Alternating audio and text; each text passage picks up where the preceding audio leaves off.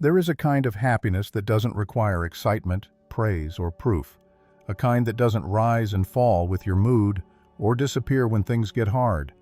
It's the happiness that monks speak of when they smile without speaking. The kind that doesn't flash. It glows. Most people never experience it, not because it's far away, but because they've been taught to look for it in the wrong direction. Outward, forward, through effort, pressure, and achievement. The world has conditioned us to believe that peace comes after performance, that we must earn our joy by being enough, doing enough, and having enough. But Buddhism has long whispered a softer truth. Happiness does not arrive when your life becomes perfect. It arrives when you stop resisting what already is. This isn't about settling. It's about finally noticing what's already here. Beneath the noise, beneath the stories, beneath the endless next thing. Monks don't teach us how to be better. They teach us how to remember, how to return to something more honest and less exhausting. These 10 timeless lessons from Buddhist wisdom aren't about how to get more out of life. They're about how to stop getting in your own way. Each one invites a deeper kind of stillness, a more grounded way of living, a slower rhythm where happiness is not earned but revealed. Before we begin, take a moment. Close your eyes. Inhale deeply through your nose and exhale slowly through your mouth. Then, in the comments, type the phrase, "May my family live in calm and joy." If this message brings you peace, please support this space. Like the video, subscribe to the channel, and share it with someone whose soul needs to soften. Let us begin. Lesson 1. Stop chasing. Start sitting. We spend our lives moving, always going somewhere, always trying to become something, always chasing a feeling that never seems to stay. From the moment we wake up, we're in motion. Checking messages, checking goals, checking boxes. There is a deep, almost invisible fear underneath this motion. If I stop, I'll fall behind. If I slow down, I'll lose everything. But monks begin their day not with movement, but with stillness. Not to escape life, but to enter it fully. They sit, in silence, with no agenda, just breath, just awareness, just this moment. And in that stillness, something extraordinary happens. Life begins to rise. When we stop chasing happiness, we create the space for it to come find us. Sitting is not an escape from the world. It is a return to the world without distortion, without your projections, without your demands. The mind calms, the breath lengthens, your senses begin to open. You start noticing the small things, the warmth in your chest, the soft sound of the wind, the way light touches the floor. These are not distractions. They are the doorways into presence. And presence is the soil in which true happiness grows. You don't need to become a monk to sit in stillness. 5 minutes a day is enough to begin, but the key is your intention. Don't sit to fix yourself. Don't sit to become someone else. Sit because you're done running. Sit because joy is not up ahead. It's underneath. And every time you stop long enough to feel your own breath, you are returning home. Stillness is a kind of strength. It's not what you do, it's what you allow. And happiness cannot be forced. It must be allowed. Chasing keeps it out of reach. Sitting invites it to return. So sit, breathe, listen, and watch what unfolds when you stop moving. Lesson 2. Tend to the inner garden. Close your eyes and imagine a garden. Not one of flowers or fruit, but a garden of thought, a garden of energy. This is the mind, your mind.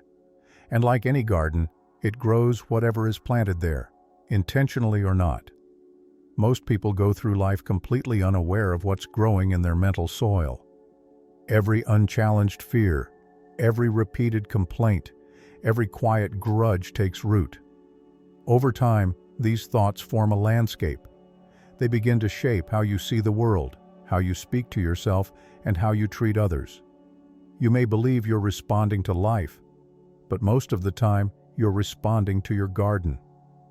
Buddhist monks are taught to tend to the mind like a sacred field. They don't judge the weeds, but they don't leave them untouched either. They observe, gently, honestly, without drama.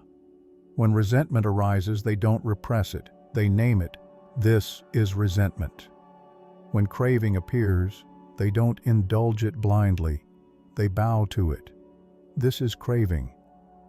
In this quiet recognition, the energy begins to loosen.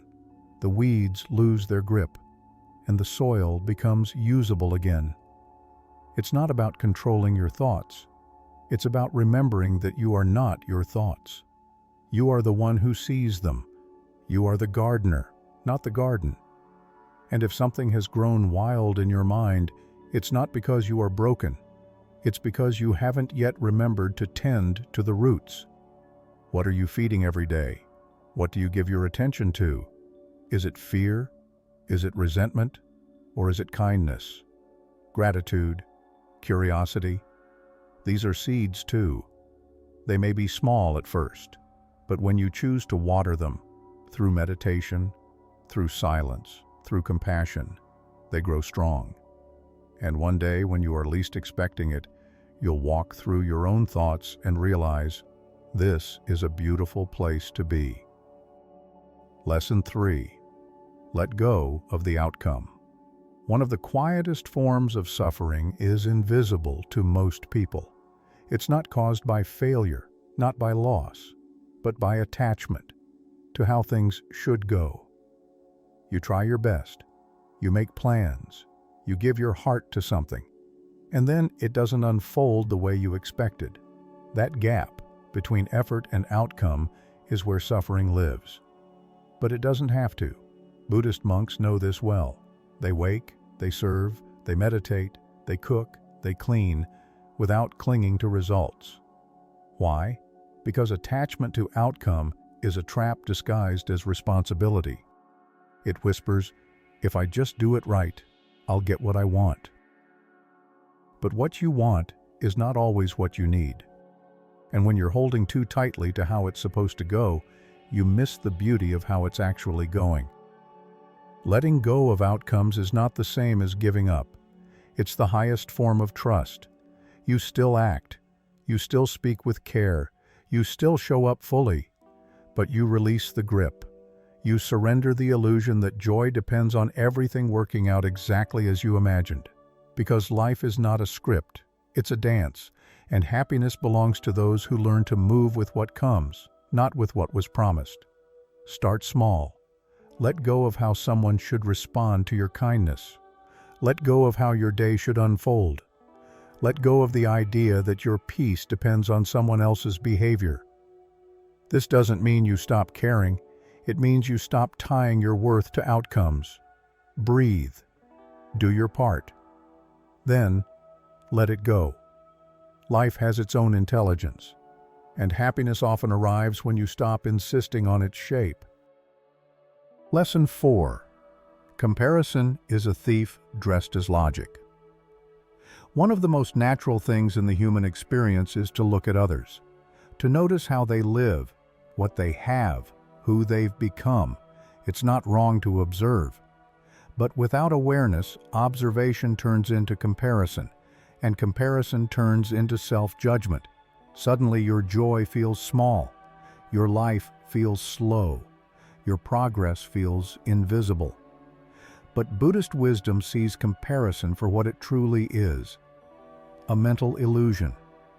No two people walk the same path. No two souls are shaped by the same storms. You don't know what someone else had to give up to get where they are. You don't know the lessons they still haven't learned. And most importantly, you don't need to know. You have your own path. You have your own timing and your own rhythm for growth. Monks don't compete. There are no awards in the monastery for who meditates best, no silent rankings on who's more enlightened. Instead, there's respect, support. Each person tends to their own breath, their own body, their own steps. And in doing so, something beautiful happens. Space opens. Space for joy to arise, not from comparison, but from presence. If you find yourself comparing, try this. Pause, breathe, place your hand over your heart, and say, I am where I need to be. My timing is perfect for me. Let the weight of judgment soften. Then turn your gaze inward. What part of your life needs your attention, not their approval? Tend to that. Water your own roots. The fruit will come. Happiness can't grow in the soil of comparison. It needs the sunlight of enoughness. And you are already enough, even when you forget it. Lesson 5. Clean the mind like you clean the body.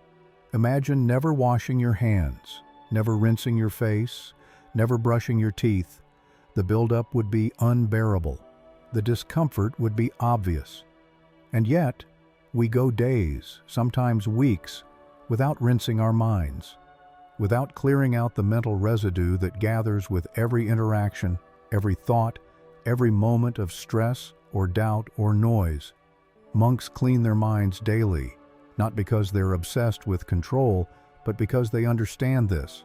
The mind, left uncleaned, becomes a place of clutter, a place where fear festers, where stories repeat, where yesterday's pain becomes today's identity. So they sit, they breathe, they notice. They watch the thoughts pass like clouds, without grasping, without judging, just clearing, just softening. Cleaning the mind is not about making it perfect. It's about making space. Space for insight, for stillness, for joy. When your mind is packed with thoughts, happiness has nowhere to land. But when it's open, when it's spacious, something begins to stir. A lightness, a freshness, a quiet joy that doesn't need to be chased because it lives underneath the clutter. You can start this practice anytime. Sit in silence for 5 minutes. Watch what arises. Instead of following every thought, just name it. This is worry. This is memory. This is planning. Then let it go, like exhaling smoke from a fire that's no longer burning. No resistance, no fixing. Just the gentle act of making room. Just as you wouldn't go to sleep without washing your body, don't go to sleep without releasing your mind. Let today's weight stay with today. Your happiness doesn't need a perfect mind. It only needs one that's been gently tended to, one that has room to breathe, and to remember peace. Lesson 6. Your breath is a bridge. There is one practice so simple, so close, that most people overlook its power: the breath. It is always with you, yet rarely noticed. It arrives without asking and leaves without thanks. But in Buddhist wisdom, the breath is not just a function of the body, it is a bridge between the mind and the present moment, a sacred thread that links your awareness to reality. When the mind is storming, when emotions rise like crashing waves, the breath is the still rock beneath it all. Monks return to the breath not just to calm down, but to come back. Back from stories of the past, back from fears of the future, back to now, where life is actually happening. The breath is a teacher. It doesn't cling, it doesn't judge, it just flows. To breathe consciously is to step out of reaction and into response. It slows the heartbeat, it softens the nervous system, it tells your body, you are safe now. Even one deep inhale, followed by a slow exhale, can change the shape of your next thought. It can interrupt a spiral. It can bring space into tightness, and in that space, happiness can stretch its legs. Try it now. Inhale through your nose, slowly. Fill your belly. Hold it for just a second. Then exhale longer than your inhale. Notice what shifts. This breath is your anchor. Return to it often. In traffic, in conversation, in moments of doubt, in moments of beauty. Let it be your sanctuary, because joy doesn't live in your plans, it lives in your presence, and the breath is always ready to take you there. Lesson 7. Make peace with impermanence. Everything changes. The seasons, the weather, your emotions, your relationships, your thoughts, your body, nothing stays still. Yet we cling, we hold on, we try to preserve moments, to freeze time, to make joy permanent, and in doing so, we suffer. Because the very nature of life is change, and what resists change resists peace. In Buddhist practice, impermanence isn't feared, it's honored, because it is the truth. And when you accept impermanence, you free yourself from the burden of holding on. You begin to experience life not as a possession, but as a gift. Every smile becomes more precious. Every moment of peace becomes sacred, not because it will last forever, but because it won't. Monks meditate on impermanence daily. They sit with the reality that every breath might be their last. Not to be morbid, but to be awake. To remember the miracle of now. Because when you remember that everything is passing, you stop demanding perfection. You stop postponing joy. You stop waiting for someday. So when something beautiful comes, feel it fully. Don't try to trap it. Let it pass through you like music. And when something difficult arises, hold it lightly. It too will pass. The clouds don't ask to stay. The waves don't ask permission to crash. Life flows, and peace comes when you learn to flow with it. You don't need to control everything. You only need to let things come and let them go.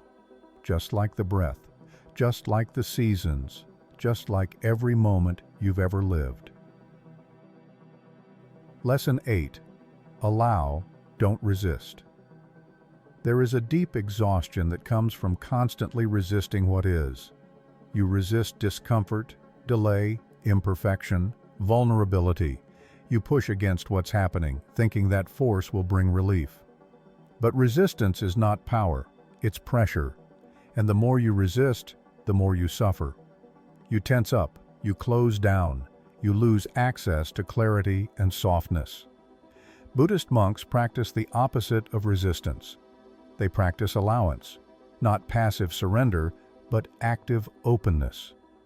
They meet life with a quiet yes. Not because they agree with everything, but because they know that denying the present moment only prolongs its pain. To allow doesn't mean you stop caring. It means you stop controlling. It means you give space to what is real, even if it's hard. When sadness comes, you let it sit beside you. When fear arises, you bow to it gently. When joy visits, you let it dance without holding it hostage. This is the middle way, not indulgence, not suppression, but presence. Practice this today. Notice where you're tensing, where you're saying, "This shouldn't be happening." Then pause, breathe, and say, "This is what's here." Just that. Acknowledgement, allowance. The energy begins to shift. You soften, you stop fighting the river, and you begin to float. Not away from life, but deeper into it. Allowance is not giving up. It's giving in to what is already here. And in that space, happiness finds room to grow, not as a reward, but as a result of no longer being at war with the moment. Lesson 9. Be where your feet are. The mind is rarely where the body is. You may be sipping tea, but your thoughts are already at tomorrow's meeting. You may be walking outside, but your mind is busy rewriting yesterday's conversation. You're here, but not really. You're elsewhere. And happiness does not exist in elsewhere. It lives in presence. One of the first teachings a novice monk receives is this: return to where your feet are. It sounds simple, but it is revolutionary. When you bring your full attention to this moment, your breath, your step, your sensation. You reconnect with life as it is actually unfolding. You step out of the haze of thinking and into the clarity of being. To be where your feet are is to allow the richness of ordinary things to rise again. The warmth of a cup in your hands, the sound of leaves moving in the wind, the soft weight of your body against a chair. These things seem small, but only because you're used to missing them. In presence, they are radiant. They are enough. Try it now. Wiggle your toes. Notice the contact between your feet and the floor. Feel the gravity of your own body. Take a breath and come back. This is where your life is, not in the future, not in your plans, not in the opinions of others. Right here, in this breath, in this body, in this now. The more often you return, the easier it becomes. Presence stops being a practice. It becomes a way of living, and with it, joy no longer feels like a mystery. It becomes natural, because you're no longer running from yourself. You're finally home. Lesson 10. Choose simplicity over noise. Modern life is loud, not just in sound, but in complexity. We're surrounded by options, distractions, decisions, content, pressure. There's always something new to buy, something else to do, another way to improve. But Buddhist wisdom reminds us, more does not equal better. Sometimes the more you add, the further you drift from peace. Monks live simply, not because they're avoiding life, but because they're focused on what matters. With fewer things, there's more space. With fewer decisions, there's more clarity. With fewer distractions, there's more depth. Simplicity is not a restriction, it's a liberation. Simplicity doesn't mean you give up all possessions. It means you become conscious of which ones actually serve your peace. Do you need 5 apps to meditate or just one quiet corner? Do you need more stimulation or more stillness? Look at your daily life. What are you constantly checking, refreshing, consuming? And what might happen if you paused, even for 1 hour, and let silence re-enter the room? The truth is, we often seek complexity to avoid ourselves. Noise becomes a buffer between us and the present moment. But monks know that silence is not empty. It's full of answers. When you simplify, you begin to hear things again. Your breath, your body, your own inner knowing. Take one step today. Clear a shelf. Turn off notifications. Create a pocket of peace in your day.